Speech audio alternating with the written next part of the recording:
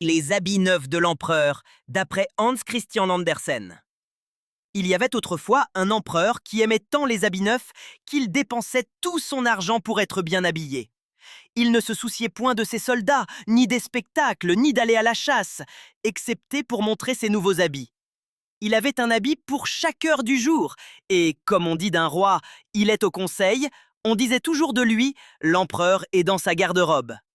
La grande ville où il demeurait était fort brillante, et il y venait beaucoup d'étrangers. Un jour, arrivèrent deux imposteurs qui se disaient tisserands, et qui prétendaient savoir faire une étoffe si belle, d'une si merveilleuse qualité, que les habits qu'on en ferait étaient invisibles à toute personne incapable de remplir sa charge ou d'une bêtise sans égale. « Voilà de fameux habits, pensa l'empereur. En les portant, je connaîtrai les hommes intelligents d'avec les imbéciles et ceux qui sont dignes de leurs emplois. Oui, il faut que l'on me tisse sur le champ cette étoffe. » Il donna beaucoup d'argent aux deux escrocs, qui se mirent aussitôt à travailler, mais sans avoir rien sur leur métier.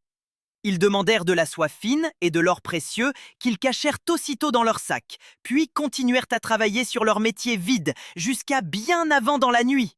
« Il faut que je sache où en est l'étoffe, » pensa l'empereur. Mais il était un peu inquiet. Et si lui-même ne voyait rien? Il envoya donc d'abord un de ses vieux ministres. Celui-ci entra dans la salle, ouvrit de grands yeux et pensa « Mon Dieu, je ne vois rien du tout !» Mais il se garda bien de l'avouer. « Que c'est beau, que c'est magnifique !» dit-il au métier vide. Les imposteurs lui demandèrent ce qu'il en pensait. « Admirable !»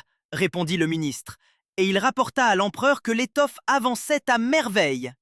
Peu après, l'empereur envoya un autre officier de confiance, qui ne vit rien non plus, mais qui loua l'étoffe de peur de passer pour sot. Tout le monde faisait de même. Chacun vantait l'ouvrage invisible, de peur qu'on ne le crût incapable. Enfin, l'empereur lui-même vint voir. « Qu'est-ce donc ?» pensa-t-il. « Je ne vois rien. Suis-je stupide? Suis-je indigne d'être empereur? C'est affreux !» Mais il dit à haute voix « Oh, quelle merveille !» Et tous ces courtisans répétèrent « Quelle beauté !» Les imposteurs supplièrent alors Sa Majesté de vouloir bien se laisser mesurer, afin qu'on lui fît un habit neuf pour la grande procession. La veille de la cérémonie, les deux fripons passèrent toute la nuit à faire semblant de travailler. Le matin venu, ils aidèrent l'empereur à se déshabiller et lui passèrent ses habits invisibles. « Comme ils lui vont bien !» s'écria toute la cour, quoiqu'elle ne vit rien. L'empereur sortit alors en grande pompe. Tout le peuple criait « Que ces habits sont magnifiques! Quelles traînes superbes! Quels ornements splendides !» Personne ne voulait paraître sot. Mais enfin, un petit enfant dit bien haut « Mais l'empereur n'a point d'habit du tout !»« Seigneur Dieu, écoutez l'innocent !» répéta le peuple. Alors chacun chuchota « Mais il n'a pas d'habit !» L'empereur en fut tout troublé, car il se disait « Il faut que je tienne jusqu'au bout !» Et il marcha encore plus fièrement, tandis que ses chambellans suivaient, tenant une traîne qui n'existait pas.